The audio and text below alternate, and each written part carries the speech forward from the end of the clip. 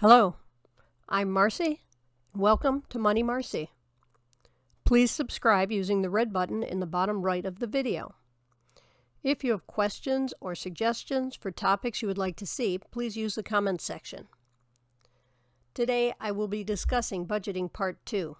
If you have not seen Budgeting Part 1, there is a link in the description area of this video. I strongly suggest you watch Part 1 first. This video will be a review of the budget you have created and a deeper dive into creating a useful budget. Here is a quick look at the income section. It hasn't changed other than I added a line for the total income for the year. Remember, the weekly income is your net payment for the payroll period. That is, the amount you received on a physical check or automatic deposit to your bank account. Maybe you're aware of a raise or bonus you'll get this year. I recommend not including raises or bonuses until you actually receive them. They may be more or less than you expect, and it's dangerous to your budget to count more income than you will actually receive. Now on to, in my opinion, the more important and more difficult part of budgeting, the expenses. As you can see, I have put in a lot more rows of expenses than what we had in Part 1. I suggest you take a screenshot or else use the link in the description area to download these spreadsheets. You may want to take notes. Please notice I've got holiday spending and hosting Thanksgiving highlighted in yellow.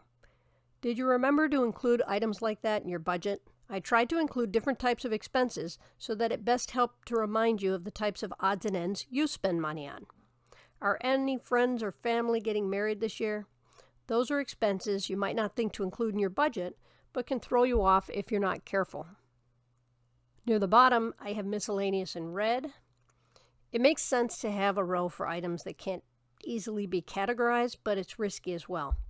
The goal here is to categorize as much as you can so that the miscellaneous is as small as possible, because any items that are in miscellaneous lose the detail that can help you make good financial decisions. Like in the income section, I added a line to add up the total expenses for the year. And if you look back on the income section, you saw the income we had was $27,200.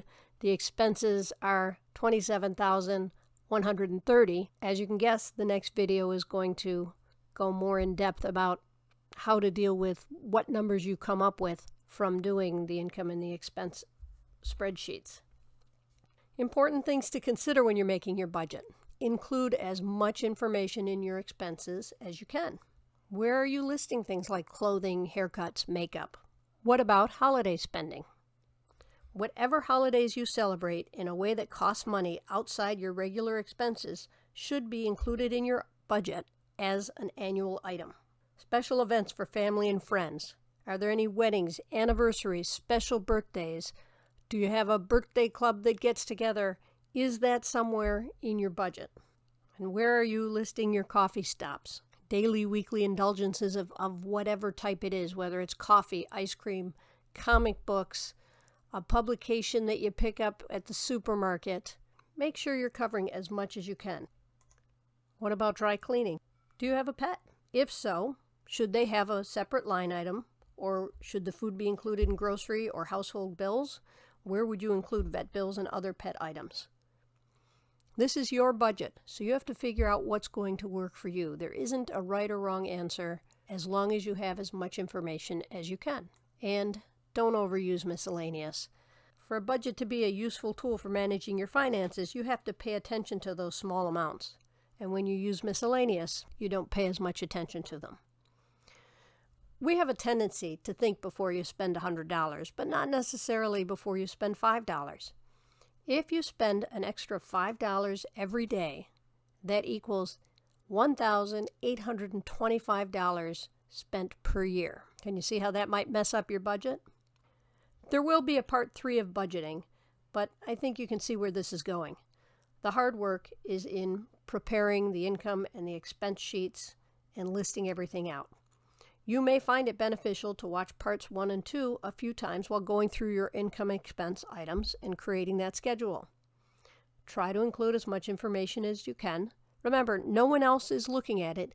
This is your tool to benefit you. Your future you will thank you. Thanks for coming by and listening. I hope you enjoyed it, and I will see you next time.